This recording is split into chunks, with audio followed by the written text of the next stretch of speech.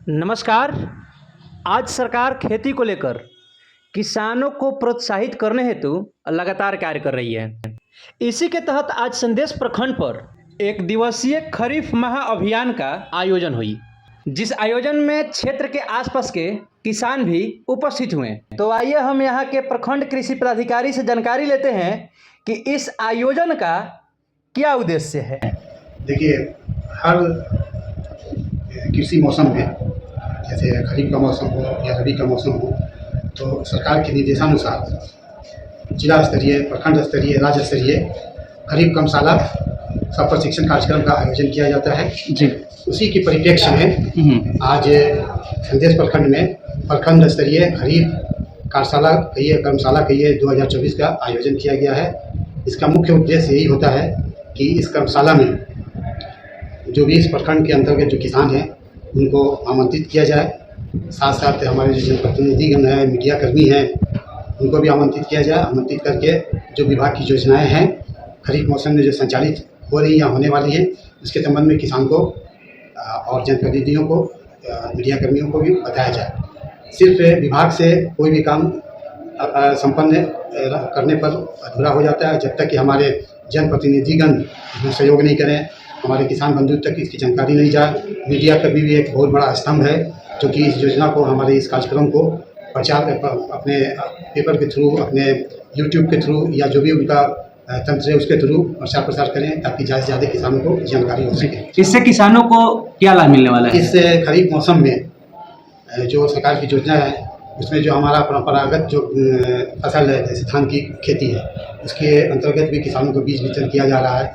और सबसे इससे हटकर, चूँकि जैसा कि अभी देखा जा रहा है, पानी का जल स्तर नीचे चला जा रहा है, धान के लिए पानी की बहुत ज़्यादा आवश्यकता है।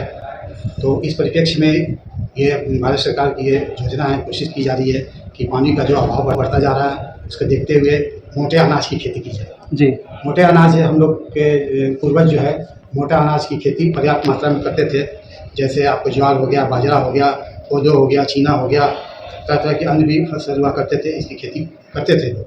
जो कि अभी कुछ सालों से, 40-50 सालों से ये धान गेहूँ के चलते ये पीछे पड़ गया। उसको फिर से हम लोगों को प्रचार प्रसार करना है, फिर से उसको एक बार आम जनता के बीच में मुख्य भोजन के रूप में इसको लाना है। लेकिन तत्काल जैसा कि अभी व्यवस्था है, धान गेहूँ किसान छोड़ नहीं सकते हैं, धान की फसल छोड़ नहीं सकते हैं।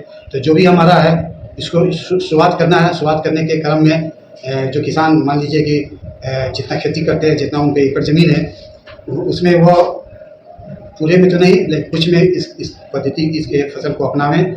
इससे क्या फ़ायदा होगा कि जो मोटे अनाज की खेती करेंगे, इससे ये फ़ायदा होगा कि हमारा जो जल की जो आवश्यकता है वो कम पड़ेगा, जल की आवश्यकता कम पड़ेगी। किसान जो वर्षा के ऊपर आधारित है और सिंचाई के ऊपर आधारित है, तो इसमें इसकी आवश्यकता कम पड़ेगी सिंचाई जल की। इसलिए इसको प्रमोट करना, और ये भारत सरकार की किसी विभाग की महत्वाकांक्षी योजना है, इसको हम सभी मिलकर इसको प्रयास करें, इसको सफल बनावें। अभी जो यहाँ पर आयोजन हुआ था प्रखंड में, इसके बाद में पंचायत होता है। पंचायत में कहाँ पर है?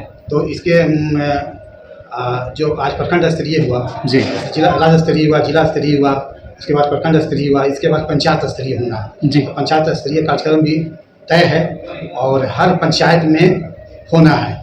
एक दिन में 2 पंचायत को हम लोग कवर करेंगे, एक 9:30 बजे सुबह से करेंगे और एक 1:30 बजे दिन से करेंगे। इसकी भी सूची निकल चुकी है। सूची सभी कृषि समन्वयक किसान सलाहकार को दे दी गई है और उसको 26 तारीख से वो भी शुरू होना है। तो इसमें भी सभी अभी भी जो आयोजन हुआ है, तो जो भी किसान आए थे उनको भी बताया गया और इसका व्यापक प्रचार प्रसार किए। और जहाँ भी स्थान निर्धारित है, जो डेट निर्धारित है, ज़्यादा से ज़्यादा किसान को इसमें सम्मिलित करना निर्देश दिया गया, सुनिश्चित करना निर्देश दिया गया।